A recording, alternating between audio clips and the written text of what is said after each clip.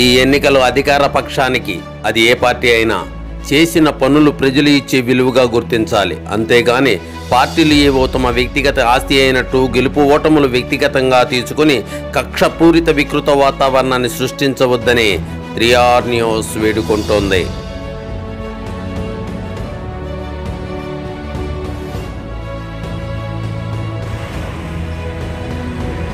నమస్కారం, నా పేరు రాంబాబు. మీరు చూస్తున్నారు 3R న్యూస్. మైలవరం నియోజకవర్గ ప్రజల యొక్క అభిష్టాన్ని తెలియజేసేటటువంటి రోజు దగ్గరకు వచ్చింది.